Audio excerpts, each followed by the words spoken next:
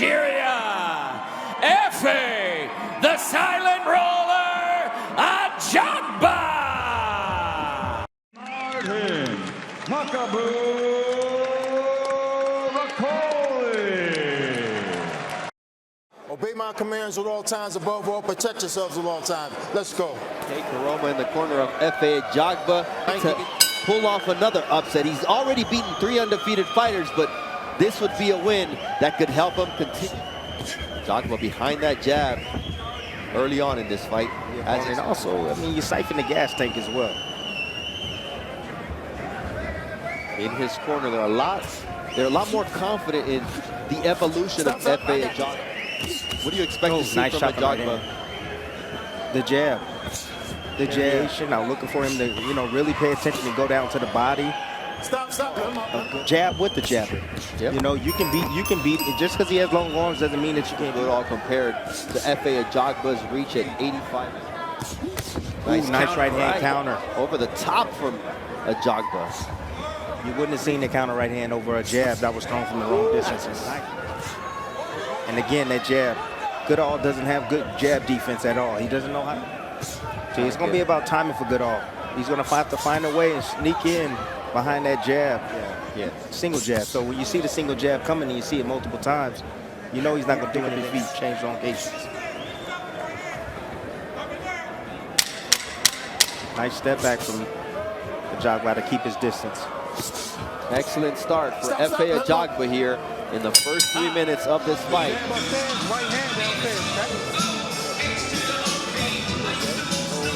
Junior lightweight title on the line against Robson Conceição. The Olympic who gave Oscar Valdez all he could handle. And Navarrete. Look, the great Larry Holmes. Because he had a best jab. Best jab ever in the heavyweight division ever. Rocky Marciano, 49-0-2. He met a man named Michael Spinks. Stop. Yeah, then he met Mike Tyson. Yeah. You gotta be like a motorcycle. You know how like motorcycles, how they go in here, you get out. He need to weave in and weave out. You know, he gotta be sharp. Don't move straight back, because he'll get followed out. But just move off to the side or smother. Nice stick from Efe Ajagba. Good right hand. Nice combination for Goodall. The big 1-2. There it is. Now he's There's that nice jab. and he's Goodall. jabbing with him. You can't out jab. You just got to let your jab go. And again, when you're shooting your jab. There he sets him up with that 3-punch combination. Does Ajagba everything off the jab. Turn that measure into a frame. Good body shot. Slip inside. Stop. Perfect Let him up. for good jab. Double jab. Stepping deep behind with those combinations. He pulls his front leg back with his back foot. That's something that they need to work on. They need to work on his footwork. From Ajagba. Ajagba just sitting still. Ajagba was looking to actually knock down a parry two right down the middle. Caught Ajagba by surprise. Look at that jab. Move that guard, and that right hand collar came right behind it. Here's a jab package right here. Fishing with his jab. I'm telling you, Larry Holmes, 48-0, had the best have successes because in the heavyweight division, because he has a great opponent at bay, keeps you off balance, can't get in a good rhythm. You know, 2 rounds.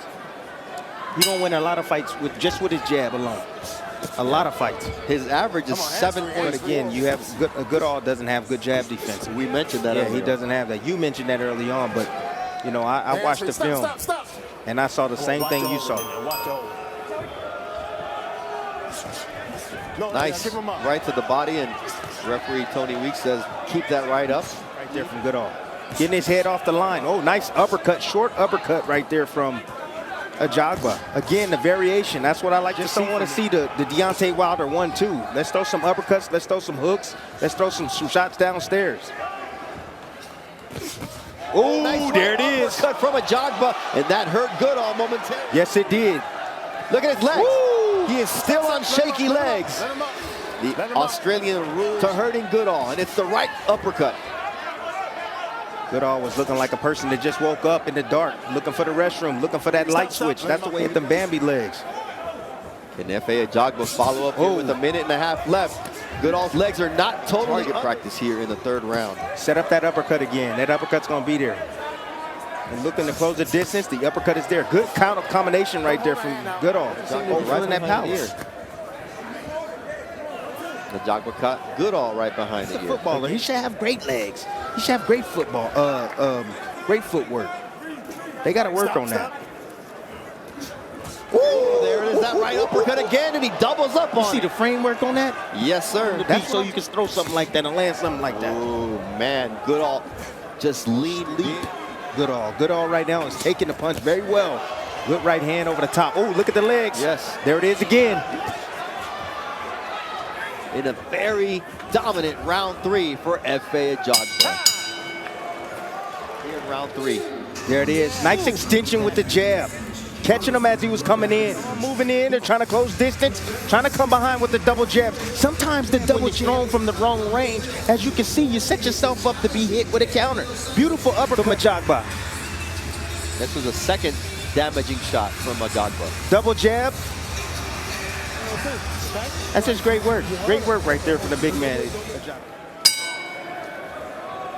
So far, power punches landed at twice the rate in the last round. 23 power punches, but 28 jabs for Efe Ajagba of 51 landed, and now it's all of it being put together to put Goodall on skates. And you see Goodall is in bad shape here as Efe Ajagba landing at will with the right uppercut, right hook. Goodall is not steady, and Efe Ajagba sees that, and he is going right after the Aussie, trying to finish the fight here in round number 4. And the fight is stopped by Tony Weeks as Efe Ajagba gets the stoppage and the type of right now. Efe Ajagba is a real deal, man. He's a real deal in the heavyweight division. A beatdown in round 4. Go ahead, eat that jab. You know, he got him used to the jab and came in right behind the jab with the right hand. And here's the follow-up shots because Ajagba, again, recognizing that his man is right here. He knew his man was hurt. The last time he hurt him, he took his time. But this time around, he knew that the end was near. And here's the follow-up combinations right here. Keeping his distance right here, not smothering his work. And you see refereeing enough. But everything started off that jab. Look at that jab. Beautiful, beautiful. You know, when you land power jabs like that, it freezes your opponent momentarily. So it froze. It froze Goodall for just a split second. Then the right hand followed up and really buzzed him. And the follow-up combinations right here is just knowing that you have your man hurt. He didn't allow him to tie up right there, which is great. You see Goodall trying to reach out. He stepped on the angle, came with combinations. And the follow-up combinations right here. A victory as he earns his 19th victory. 19 was getting pummeled. All right, let's take a look at the shot that, as we take it, look at the silver heavyweight champion, Efe, the silent roller, Ajagba. Impressive victory from Efe Ajagba, improving to 19-1, proving that he is.